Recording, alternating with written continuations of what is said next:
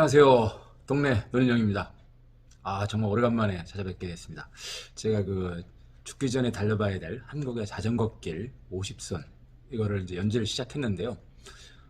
겨울 내내 춥기도 했지만 제가 또 출판사 업무로 좀 바쁜 관계로 취재를 많이 못 갔습니다. 그래서 겨우 틈을 내 가지고 제주도를 한번 달리고 왔는데요. 앞으로 몇 편에 걸쳐서 제주도를 소개를 하겠습니다. 그리고 날이 풀리고 봄이 되면 또 열심히 달려보도록 하겠습니다. 우선 이제 제주도 편은 한 4번에 걸쳐서 좀 소개를 하려고 합니다. 첫 번째는 이제 제주도는 비행기나 또는 이제 선박을 이용해서 접근을 해야 되기 때문에 접근성이 굉장히 떨어져요. 그래서 어떻게 제주도로 갈 것인가, 그리고 제주도를 간다면 며칠에 걸쳐서 어떻게 돌 것인가, 이 계획을 짜는 것이 첫 번째가 될 것 같고요. 두 번째는 이제 그 계획에 맞춰서 제주도를 일주를 해야 되는데요. 일주는 빨리 도는 사람들은 하루에도 돌기도 하고요. 보통 2박 3일에 걸쳐 이제 돌기도 하고, 조금 넉넉하게 관광도 하고, 그 다음에 이런저런 체험도 하려면은 3박 4일은 잡아야 된다고 합니다. 여기에 이제 오고 가는 비행기 시간도 같이 고려를 해야 되는데요. 이거를 고려하면 2박 3일 일정이라도 사실은 3박 4일이 되는 거고, 3박 4일로 넉넉하게 타려면 다시 4박 5일이 되는 겁니다. 이렇게 맞춰서 이제 다양한 이제 플랜을 짤 수가 있는데, 저는 서울서 출발해서 2박 3일에 마치고 돌아오는 일정으로 제주도 자전거길을 달려봤습니다. 그래서 그거를 3회에 걸쳐서 나눠서 소개시켜 드리도록 하겠습니다. 첫 번째, 제주도로 가는 어떤 일정에 대한 문제입니다. 일단 제주도로 가려면 크게 두 가지의 교통편을 이용할 수 있어요. 이제 비행기 편하고 그다음에 선박이 있는데, 비행기 편은 이제 워낙 많은 노선에서 가고 있기 때문에 비용이 조금 들긴 하지만 가장 편리하게 제주도로 갈 수 있는 방법입니다. 다만 비행기에 자전거를 싣고 가려면 이걸 포장을 해야 되는데요. 요즘 포장법이 조금 까다롭기도 하고, 그 다음에 비용도 만만치가 않습니다.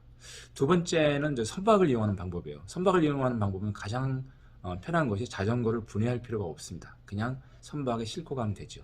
다만 시간이 오래 걸리거나 이제 배를 탈 수 있는 곳까지 접근하는 것이 만만치가 않습니다. 제주도로 가는 가장 많은 배가 있는 곳들이 이제 전라도권인데요. 목포, 해남, 완도, 이런 곳들에서 갈 수가 있고요. 최근에 이제 인천에서 취항한 이제 큰 배가 있습니다. 이 배를 타고 가는 것도 수도권에서 갈 수 있는 좋은 방법인데, 얼마 전 뉴스에 의하면은 이게 이제 안전 문제 때문에 지금 잠시 휴항이 된 걸로 알고 있습니다. 어쨌든 배를 이용하면은 비용도 저렴하고, 그 다음에 자전거를 분해 조립하는 과정이 없고, 이런 장점이 있고, 단점은 그 배를 탈 수 있는 곳까지 가야 된다는 거. 항공을 이용해서 가는 방법 중에서는 제가 이제 김포공항에서 이용을 했는데요. 김포공항 1층에 도착층이죠. 그 출발층이 아니라 도착층입니다. 가면은 수화물 보관소가 있어요. 여기서 자전거를 포장을 해줍니다. 비용은 4만 원입니다. 꽤 비싸죠. 네, 저도 그래서 좀 너무 비싼 거 아닌가 했는데, 막상 가서 해보니까 너무 꼼꼼하게 잘 하시더라고요. 그 4만 원 비용이 아깝지가 않습니다. 심지어 페달도 뽑지 않습니다. 그냥 앞바퀴만 분리해서 그대로 넣기 때문에, 자전거를 또 분해했다가 조립하려면 어떡하지 하고 걱정하시는 분들이 있는데, 앞바퀴를 뺄 줄만 알면 쉽게 가능합니다. 제주공항에서도 1층에 도착층에 가면은 수화물 보관소가 있습니다. 여기서도 자전거 포장을 해주는데요. 비용은 3만 원에서 4만 원입니다. 이거 재료에 따라 좀 달라가는데 보통 한 3만 원을 받는 걸로 알고 있습니다. 제주공항에서는 보관도 해줘요. 근데 하루에 12,000원. 그러니까 이틀 보관하면 24,000원, 3일 보관하면 36,000원. 이건 무슨 얘기냐? 3일을 보관하게 될 경우에는 차라리 새로 거기서 맞춰서 하는 게 오히려 더 저렴할 수 있다. 어쨌든 이렇게 그 수화물 보관소에서 자전거를 패킹을 해주기 때문에 우리가 좀 더 편하게 제주도를 오갈 수가 있습니다. 다음에는 이제 제주도를 여행하는 방법의 문제죠. 이제 일정과 시기. 시기는 봄, 여름, 가을, 겨울 다 가능합니다. 제가 2월 초에 제주도 일주를 했는데, 제가 살고 있는 파주가 기온이 영하 10도, 아침 기온이 영하 10도까지 내려갔었는데, 거기는 영하로 내려가지가 않았습니다. 낮 기온 한 7, 8도 정도로 해서 이쪽 수도권으로 치면은 이른 봄이나 늦 가을 정도의 날씨를 보이고 있어서 언제라도 가능합니다. 다만 주의할 게 있습니다. 두 가지. 하나는 바람입니다. 제주도 여행의 가장 큰 적은 바람입니다. 저도 초속 6m의 맞바람을 맞아가면서 달렸기 때문에 너무 피곤하고 힘들었습니다. 그래서 바람이 너무 거세면은 정말 그 자전거 여행 자체를 포기해야 될 정도로 심각한 문제가 있고요. 두 번째는 비입니다. 겨울에도 제주도에는 비가 내리는 경우가 많습니다. 저도 마지막 날 비가 내려서 이른 아침부터 비를 쫄딱 맞고 이제 달렸는데, 비가 내릴 때는 보통 바람도 같이 부는 경우가 많기 때문에 비바람이 친다고 하면은 일단은 제주도 여행은 의미가 없습니다. 왜 그러냐? 비바람을 맞고 달리는 것도 문제지만은 제주도의 그 멋진 풍경들, 그 맑은 바다, 이걸 볼 수가 없는 거죠. 그냥 달리기만 하는 거죠. 그럼 제주도를 우리가 왜 갔습니까? 그래서 비와 바람, 이 두 가지를 항상 고려를 해서 일정을 짜야 될 것 같고요. 만약에 제주도 여행을 짰는데도 불구하고 일기예보상 이런 비바람이 예보되어 있다면 그거는 심각하게 고려해 볼 필요가 있습니다. 두 번째, 종주 방향입니다. 제주도는 이제 환상 자전거 길이잖아요. 한 바퀴 섬을 일주하는 것이라서 어느 방향으로 어떻게 돌아도 상관은 없습니다. 다만 일반적으로 많이 하는 거는 시계 반대 방향. 왜냐하면 바다를 끼고 달릴 수 있기 때문이죠. 제가 달려보니까 제주도의 자전거 길은 육지와 다르게 한쪽으로만 진행되게 되어 있습니다. 육지에 있는 자전거 길 같은 경우는 길 가장자리를 따라 양쪽으로 길이 있는데 제주도 같은 경우는 한쪽으로 되어 있습니다. 그래서 그거는 뭐 장점이기도 하고, 왜냐하면 어느 방향으로 달려도 바닷가를 볼 수 있는, 바닷가를 끼고 다니는 장점이기도 하지만 마주오는 차량이 있거나 또는 올레길을 걷는 도보 여행자가 있으면 조금 불편할 때가 많아요. 어쨌든 방향을 결정할 때 가장 중요한 거는 바람의 방향입니다. 바람이 어떻게 불고 있는가. 물론 어느 방향으로 돌아도 한 번은 바람을 맞지만 그래도 많이 맞는 경우가 있고 또 바람이 센 경우와 적은 경우가 있기 때문에 이런 거를 고려를 해서 방향을 잡는 게 좋을 것 같고요. 두 번째는 어쨌든 숙소를 잡았기 때문에 숙소를 미리 예약을 한다면 어쩔 수 없이 정해진 방향대로 갈 수밖에 없습니다. 이때는 선택의 여지가 별로 없겠죠. 그래서 종주 방향은 자신이 좋아하는 것을 하면 되지만 대체적으로 시계 반대 방향으로 도는 게 좋겠습니다. 다음은 이제 일정인데요. 이제 며칠로 돌 것인가? 개인적으로 추천하는 거는 2박 3일입니다. 그러니까 자전거로 돌아보는 데만 2박 3일인 거죠.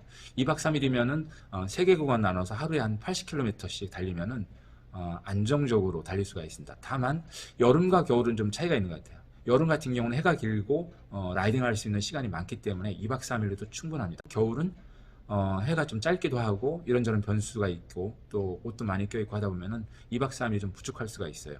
그래서 겨울 같은 경우는 제일 좋은 건 3박 4일로 잡으면 정말로 그 제주에서 볼 것들, 즐길 것들 다 누리면서 할 수 있습니다. 2박 3일로는 좀 부족한 부분이 있습니다. 다만 자전거 타는 거에 좀 집중하겠다면 2박 3일 일정으로 잡아도 충분합니다. 여기서 또 고려해야 될 것이 뭐가 있냐면 자기가 사는 곳에서 공항까지 가는 그 방법과 시간입니다. 저는 이제 파주에 살고 있는데 파주에서 김포공항까지 가려면 자전거로 보통 1시간 40분에서 2시간 정도가 걸립니다. 이걸 타고 가서 거기서 자전거를 포장해서 보내고 하면은 그 시간이 최소한 4시간 정도는 좀 넉넉하게 잡아야 되거든요. 그러면은 갈 때도 4시간을 빼야 되는 거고 돌아올 때도 비행기에서 내려서 4시간 더 해야 됩니다. 이렇게 이제 그 공항까지 접근하는 시간과 이런 것들이 있기 때문에 그 부분을 굉장히 유념해야 됩니다. 공항까지 접근하는데 시간이 많이 걸린다면은 최소 하루를 그냥 공항까지 접근해서 도착하는 데에서 버려야 되고요.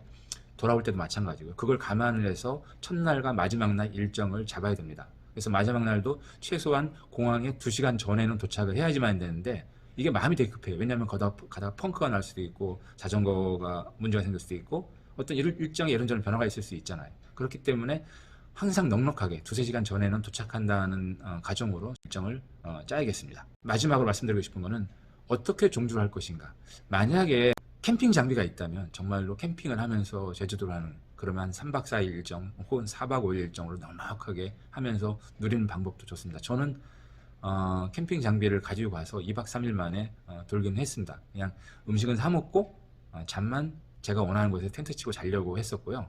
이제 그게 아니라면 짐을 최소한 가볍게 해서 게스트하우스나 이런 것을 이용해서 달려야겠습니다. 이제 게스트하우스를 이용할 때는 아까 말씀드린 것처럼 숙소가 정해지면 이제 꼼짝없이 일정에 변화가 없습니다. 거기에 맞춰서 무조건 움직여야 되는데 캠핑 장비를 가지고 가면은 내가 원하는 곳에서 원하는 시간에 할 수 있는 어떤 그런 장점이 있죠. 여기 이제 제주도 전체 지도입니다. 이제 우리가 2박 3일 일정으로 이제 제가 달렸다고 했는데 제가 달린 2박 3일 일정은 이렇습니다. 여기 제주시를 기점으로 해서 이렇게 시계 반대 방향으로 이렇게 돌았습니다. 그래서 첫날은 제주시에서 어디까지 갔냐면 모슬포를 거쳐서 안덕계곡, 왜냐하면 여기 저희 지인이 슬기로운 와인 생활이라는 와인샵을 운영하면서 저를 기다리고 계셔서 제가 첫날 조금 무리를 해서라도 이렇게 먼 길을 돌아서 갔고요. 요 거리가 한 90km 정도 나왔습니다. 이게 첫날 일정이었고요. 둘째 날은 안덕계곡을 출발해서 어디까지 왔냐면 여기 세화해수욕장까지 갔습니다. 요것도 한 80km가 조금 넘게 되는 거리였는데요. 본래 일정은 이제 우도로 들어가서 우도를 한 바퀴 돌고 다음날 나와서 제주 공항으로 가려고 했었는데요. 이날 비가 예보되어 있고 바람도 거셌다는 일기예보가 있어서 이 우도를 포기를 하고 그냥 바로 세화해수욕장까지 조금 더 간 뒤에 여기서 출발을 했습니다. 3일째 마지막 날은 세화해수욕장을 출발을 해서 제주국제공항에 12시 30분, 오전 12시 30분에 도착을 했습니다. 제가 2시 비행기였기 때문에 거기에 맞춰서 정말 열심히 달렸고요. 만약에 오후 3시, 4시 이렇게 늦게 출발하는 비행기였다면 조금 여유가 있었을 텐데 이때는 좀 빨리 달렸습니다. 그래서 이렇게 나눠보면은 첫날은 도착하는 시간에 따라 다르겠지만은 만약에 오전에 도착한다면 모슬포, 대정읍 정도나 아니면은 이쪽에 조금 적게 간다면 협재 이 정도까지 가는 걸로 해서 넉넉하게 잡고요. 둘째 날은 좀 많이 도는 이렇게 잡으면 되겠습니다. 그리고 셋째 날도 이제 2박 3일 일정에서 오후 비행기라면은 조금 표선 해수욕장이라든가 아니면 성산 일출봉 이쪽에서 자도 충분합니다. 만약에 3박 4일 일정이라면은 자전거 타는 데만 3박 4일이라면 제주도를 4분의 1로 나눠서 해보는 것도 괜찮습니다. 제주시에서 이쪽에 차기도나 협재해수욕장, 그리고 다음 날은 서귀포, 그리고 마지막 셋째 날은 성산 일출봉, 마지막 날 이렇게 잡으면은 넉넉하게 이렇게 돌아볼 수가 있습니다. 제주 환상 자전거길은 전체 거리는 234km입니다. 10개의 인증센터가 있는데요. 각각의 인증센터들은 대부분 한 20km에서 30km 사이가 있습니다. 김영 성세기 해변에서 함덕 서우봉 해변만 9km로 좀 짧고요. 보통은 20km에서 30km 사이로 되어 있고요. 이쪽에 해거름 마을 공원에서 송악산 구분은 한 35km로 가장 깁니다. 전체 코스 중에서 가장 좀 난이도가 있는 곳은 여기 송악산을 지나서 법한마당 그리고 쇠속각 이 구간입니다. 이 구간은 오르막과 내리막이 좀 있어요. 그래서 짐이 가벼우면 큰 문제가 안 되는데 짐이 좀 무거우면은 이게 약간의 낙하등이라서 계속 올라갔다 내려갔다 해서 좀 피곤한 게 느껴질 수가 있습니다. 그리고 마지막에 제주시로 돌아오는 이 과정, 조천읍에서 제주시로 들어오는 이 구간에도 약간의 오르막과 이런 것들이 있습니다. 그래서 그 두 가지만 제외하면 나머지는 거의 평지와 다름없이 좀 달릴 수가 있고요. 조심해야 될 것이 중문 관광단지에서 서귀포로 가는 구간의 도심 구간하고 그 다음에 제주시 용두암으로 가는 이쪽 조천읍에서 용두암으로 가는 이 구간은 도심을 통과해서 지나가야 되는데 길이 조금 복잡할 수도 있고 자전거 전용 도로가 확보가 안 된 곳들이 있습니다. 그래서 그런 것들은 좀 유념해서 달려야 될 것 같고요. 또 한 가지 말씀드릴 수 있는 게 대체적으로 자전거 길은 잘 돼 있는 곳은 정말 잘 돼 있어요. 해안가를 따라서 널찍하게 돼 있는데 어떤 곳들은 자전거 길을 확보하지 못해서 아주 비좁게 돼 있는 곳들이 있습니다. 이런 곳들은 대부분 블록이라든가 아니면은 안전봉으로 이렇게 세워놨는데 너무 좁아서 오히려 그냥 안전봉 밖에 일반 도로를 따라서 가는 게 더 나은 곳들도 있습니다. 그래서 그런 거는 달리면서 빨리 판단해서 결정을 해야 되고요.